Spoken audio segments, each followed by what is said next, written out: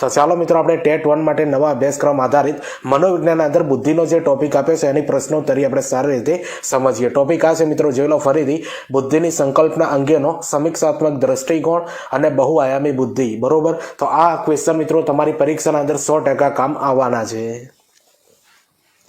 પહેલા નંબરનો પ્રશ્ન સમજીએ કે બુદ્ધિનો સંસ્કૃત શબ્દ કયો થાય છે, બરોબર। તો બુદ્ધિનો મિત્રો સંસ્કૃતના અંદર શું કહેવાય છે, તો બુદ્ધ કહેવાય છે, બરોબર, બુદ્ધ।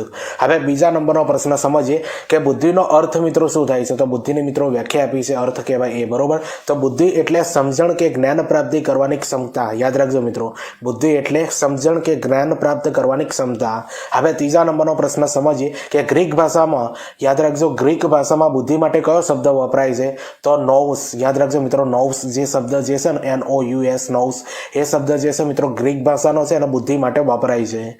હવે ચોથા નંબરનો પ્રશ્ન સમજીએ કે બુદ્ધિ માટે અંગ્રેજી શબ્દ કયો વપરાય છે, તો બુદ્ધિ માટે મિત્રો અંગ્રેજી શબ્દ વપરાય છે ઇન્ટેલિજન્સ વપરાય છે, બરોબર, ઇન્ટેલિજન્સ।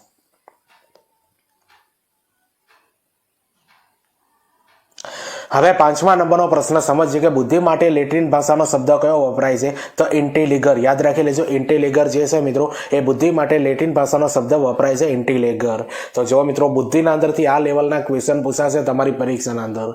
હવે છઠ્ઠા નંબરનો પ્રશ્ન સમજીએ કે બુદ્ધિની વ્યાખ્યા આપવાનો સૌપ્રથમ પ્રયાસ કોણે કર્યો હતો, તો આલ્ફ્રેડ બીને મિત્રો સૌપ્રથમ આ બુદ્ધિની વ્યાખ્યા આપી હતી, બરોબર, યાદ રાખી લેજો, પરીક્ષા